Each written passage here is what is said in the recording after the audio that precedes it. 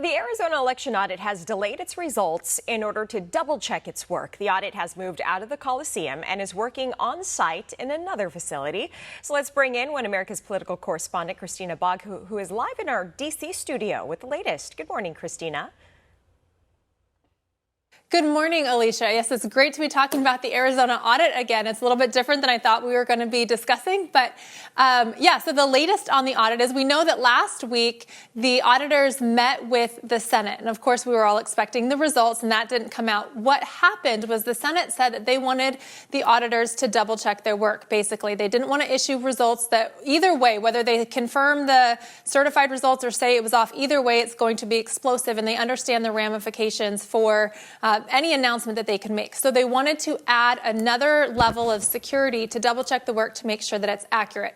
So they've asked the auditors to go back and do a machine recount of all 2.1 million ballots. The machine recount does not actually tally the votes. That was all done on the hand recount. The machine recount is simply to tally the number of ballots. It just counts the paper. You put in a stack of paper into the machine and it counts the corners of the paper. So it doesn't look at anything about the actual vote. So that should begin this week. The auditors moved out of the Coliseum last week. Again, we were hoping to get a result.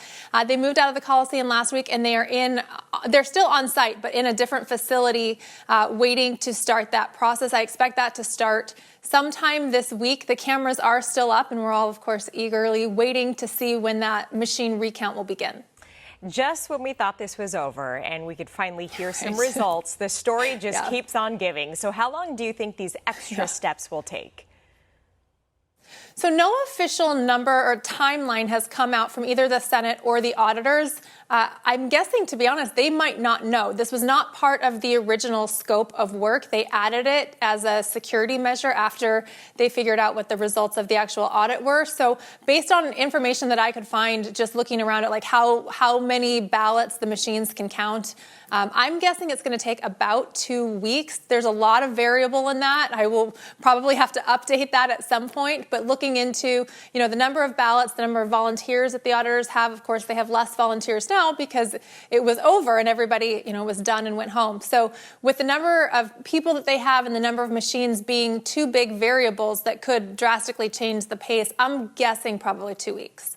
Okay, so the decision to conduct a machine recount, is that unusual?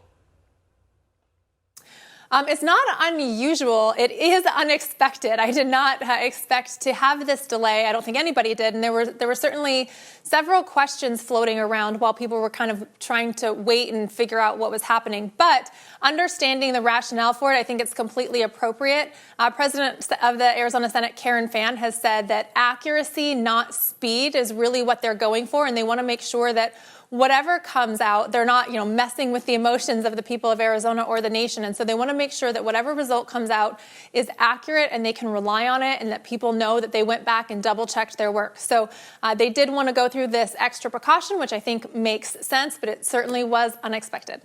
All right, Christina Bobb, you have been all over the country in the past week, and it's good to see you in D.C. Thanks again, Christina. You too. Thanks.